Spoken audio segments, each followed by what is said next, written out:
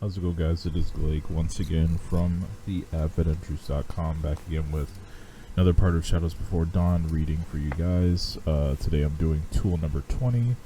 Last time was tool number 19, a pretty lengthy one, which is Choosing Happiness. If you haven't watched that one yet, be sure to check that out on the channel. But yeah, tool number 20 today. I'm going to hop right into it. Once again, we are coming towards the end of this book after such a long time. Almost done with it.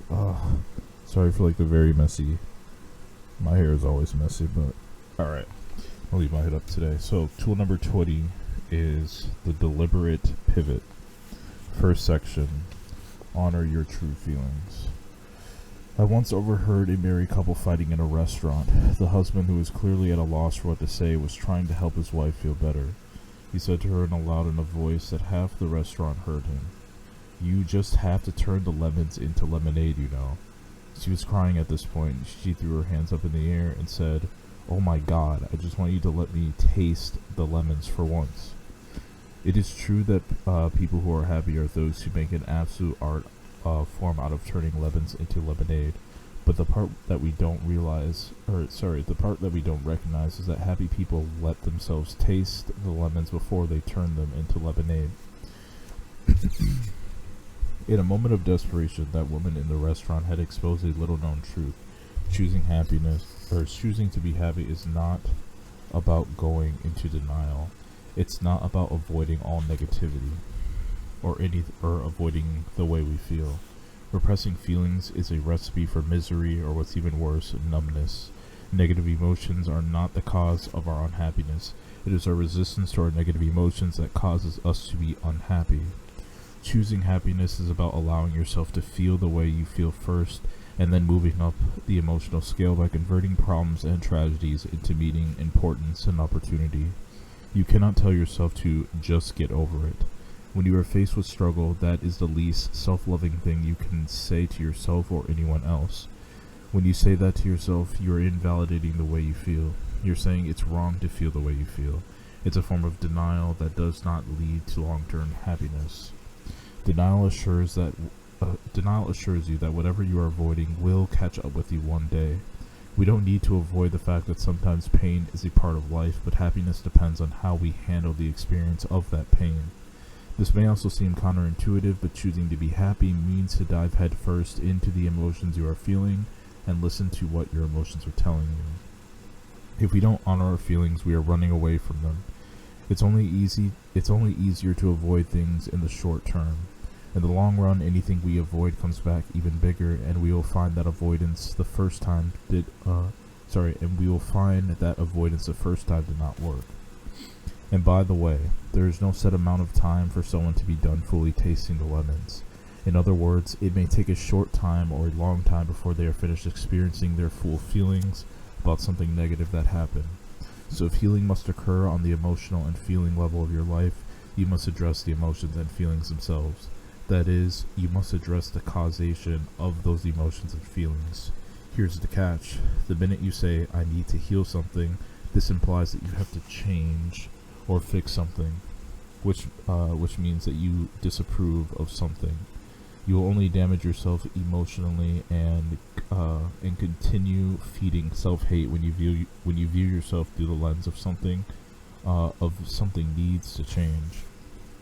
Think about how painful it is to have someone tell you that you are not okay the way you are and that you have to be different. Feels awful, right? So if you approach your feelings and your body with the attitude of, "I need to fix you," you've just taken a serrated knife to a wound.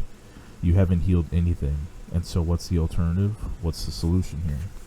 Next section, be completely present with your emotions. The alternative to trying to fix or heal the emotions is to embrace the feelings and emotions entirely, no matter how painful they may be. Just be with the feelings and emotions instead of trying to change them. Listen to them and what they need you to know. We can call this process integration instead of healing. Every day for 20 minutes at least, as well as any time you have a particularly intense emotional reaction to something, find a quiet and comfortable place to be completely with how you feel. Find a quiet and comfortable place to be completely with how you feel.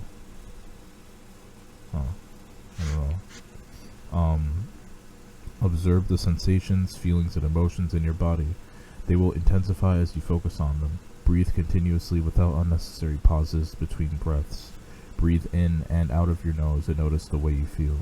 Your entire goal is to be with your feelings, which is to be with yourself fully. If you like, you can repeat this one sentence to keep your emotions like a mantra. I am completely here with you now. Keep in mind that this process is not only for negative emotional states, it is also for positive emotional states. In fact, some people find that they are much more comfortable being with their negative emotional side or negative emotional states than with their positive ones. After you have been with this emotion completely, no matter how uncomfortable it is, and you may feel like you want to know more about the causation of the emotion, ask yourself 3 questions. 1. How do I feel? This is your opportunity to bring your feelings, to bring the feelings to your conscious awareness and name what is occurring within you. 2. When did I last experience this exact same feeling? Without looking for the answer, allow your being to offer one up, like a river washing something downstream to you. 3. When did I first experience this feeling in my life? Again, without looking up the answer, allow your being to offer it up. If nothing comes, be patient with that. Trust the process. Trust that you will receive the exact experience you need at this time. If you find yourself experiencing an emotional traumatic memory, observe the memory and then mentally alter it in a way that feels emotionally positive. As I mentioned earlier, this is what they call inner child work. For example, if you are taken into a memory where your father left you, imagine the adult you approaching the child, counseling the child, and finding a way to meet the child's needs.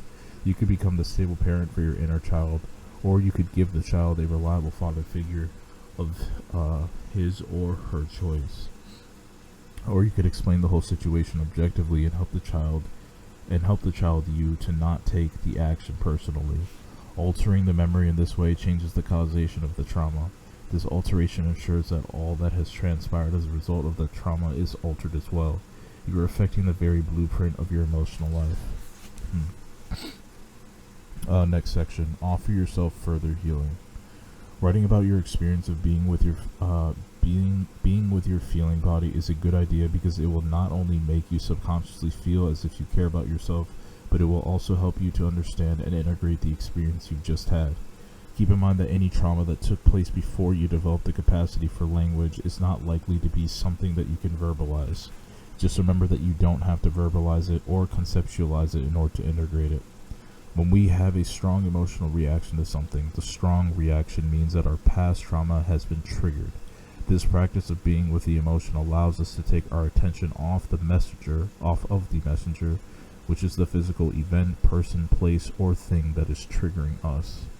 It allows us to step back from the story that is urging us to react so strongly and detach mentally from the trigger.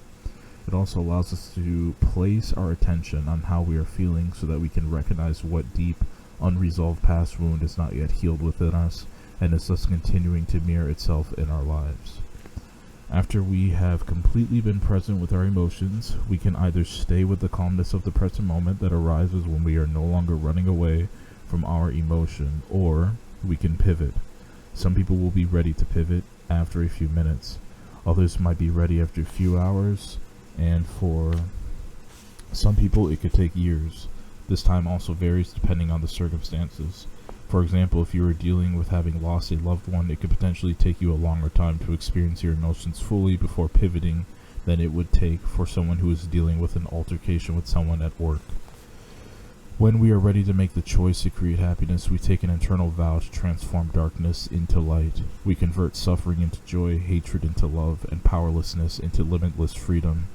The way we do this is by transforming our negative feelings into positive feelings by opening our mind to insight about the situation. We shift our attention to the positive potential of what is and what could be now that we are where we are by asking ourselves, what now? Spend time searching for the meaning and the lesson that comes out of the negative experience. This is a pivot, where we search for the hidden opportunity and value of an event that seems only detrimental.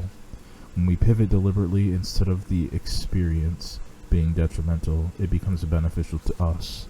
It becomes one of the necessary conditions for our growth. Next section, blessings in disguise. If we want to be happy, we can begin by looking at the world through the lens of everything comes to bless us. Even if we don't fully believe that statement yet, the possibility that everything does in fact come to bless us is profoundly beneficial. It causes us to orientate ourselves toward looking for the value in a negative situation. The concept of the phoenix rising from the ashes in a rebirth is a story of pivoting. Pivoting causes transformation. It ensures that tragedy and problems will not hold us captive. There is a reason why most of the men and women we identify as truly great people in this world have come out of experiences of great pain. It's because pain has value. It causes us to ask the questions that lead to the most important answers, those that liberate the human soul. Pain is an opportunity to become more. Without knowing what we don't want, we would not know what we do want.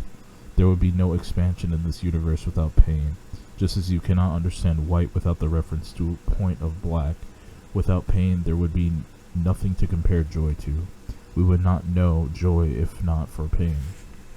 So after you've let yourself really taste lemons by fully and deeply experiencing your emotions, you can begin to pivot by looking for the blessings in disguise.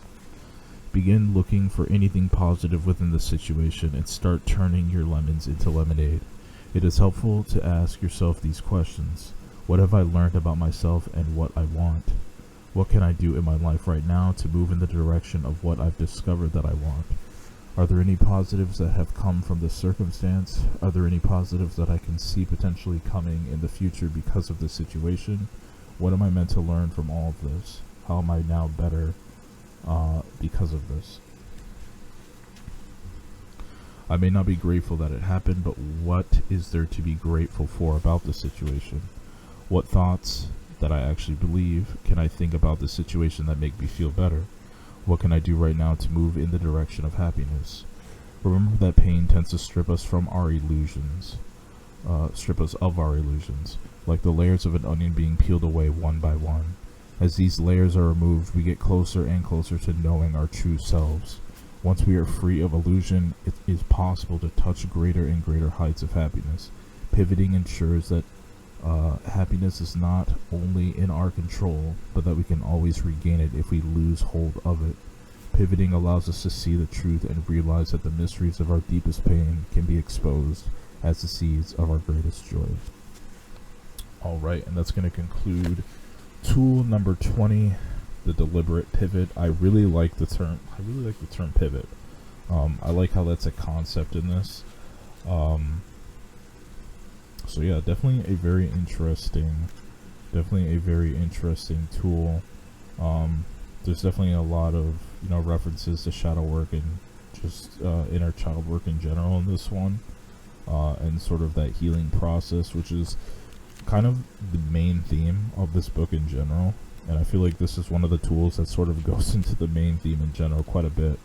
Not really what I would expect from the title, but that's definitely what this is really trying to emphasize the most, is the importance of shadow work and inner child work, and how you can sort of recover from past events over time by trying these sort of things out. Again, this is a sort of concept that I'm not really sure that would work well for me, but it's definitely worth trying. You could think of it as another form of meditation, because that's essentially what it is at its core. But the practice as a whole is sort of meant to target things that have happened in the past that you really just have not been able to move on from or recover from, that is currently just plaguing you in your day-to-day life. But anyway, let me know what you guys thought of tool number 20. Would love to hear your thoughts.